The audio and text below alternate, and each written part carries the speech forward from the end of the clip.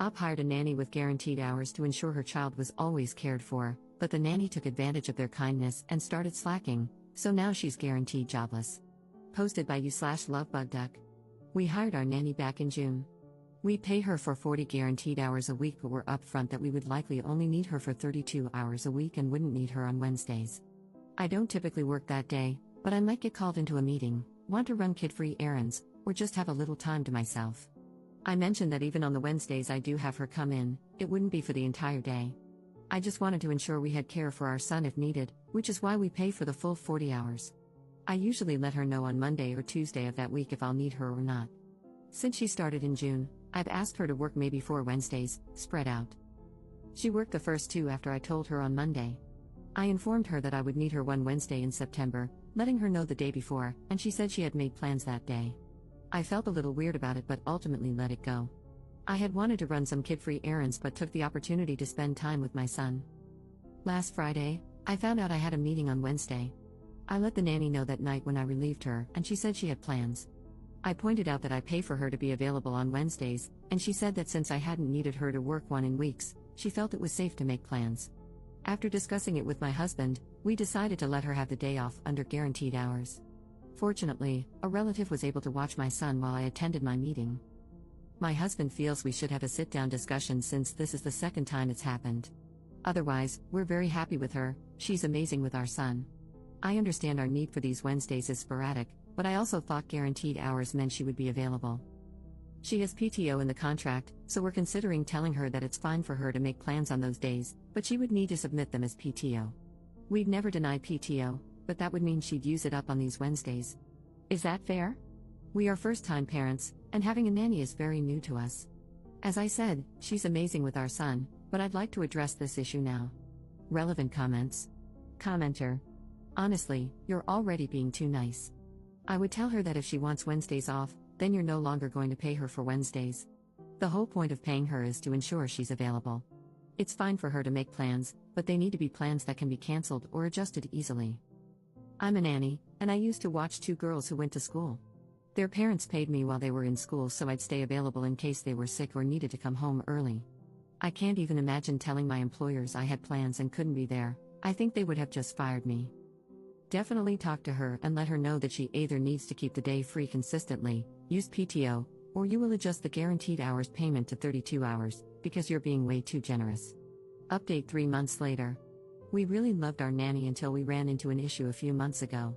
When we hired her, we contracted her for 40 guaranteed hours a week while also being upfront that we probably wouldn't need her most Wednesdays. However, we wanted to have her contracted for that time in case a rare occasion arose when we did need her. The nanny ended up taking advantage of this and treated it as though she had every Wednesday off. If we asked her to come in, giving her a minimum of 24 hours notice, sometimes even days in advance, she would say she was busy, despite being contracted and paid to work that day. The main sub gave me some good advice, and we worked it out, with her seeming to understand the concept of guaranteed hours. She did try to call our bluff once, saying she couldn't come in on a Wednesday, but when I told her she'd have to use PTO, she changed her tune. Since then, she has come in on Wednesdays when asked, maybe a handful of times. Anyway, we recently ran into another issue. My brother is in town for work and has a stretch of time between meetings on Friday. He wanted to take my son to the Children's Museum. We told our nanny that my brother would pick my son up around 10 a.m., take him out, feed him lunch, and drop him off for his nap. We explained that during that time, she was free to do whatever. She has very minimal child-related housework in her contract. Essentially, she would be getting a 4 to 5 hour break since my son naps for 2 hours. I thought this would be ideal, but she said that if my brother took him, she didn't want to deal with my son being hyper from the activity and sad that his uncle had left. We've never done this before, so I admit I don't know exactly how it will go. However, the nanny takes him on outings all the time and brings him back for a nap, so I fail to see how this situation is much different. She really tried to insist that my brother watch him for the rest of the day, which, first, he can't do because of work. And second, I found it very bold of her to assume that was her decision to make. When I said no, she then asked if my husband or I could take time off so she could have the rest of the day off. I told her that if she really wanted the day off, she'd have to use PTO.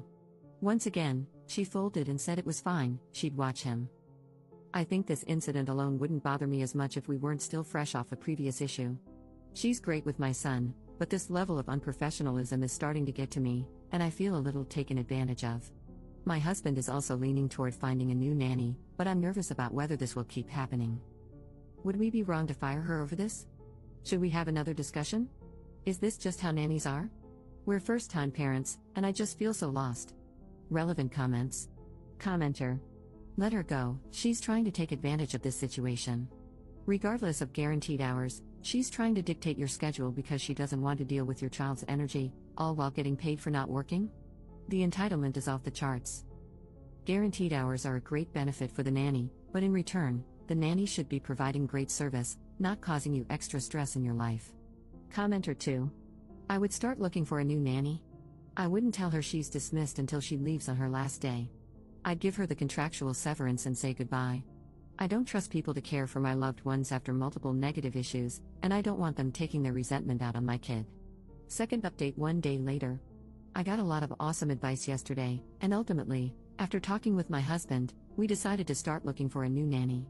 I know some suggested having her come in even when I don't need her. One person even suggested having her go to the museum with my brother, all to show her that she has to work. But honestly, if I have to treat her like a toddler, it's not worth it. We are one and done for a reason. I don't need to constantly parent an adult or try to motivate them to do a good job, they should just want to. I also took the advice of waiting to let the nanny know what we were doing until we found a new one, in case she started calling out or slacking off. This morning, when she arrived, I reminded her of the game plan for the day, telling her my brother would pick up our son and then be back by a certain time for the nanny to put him down for a nap. The nanny seemed completely fine, so I headed to work. Around the time my brother picked him up, he sent me a text saying that the nanny had asked if he could keep our son all day.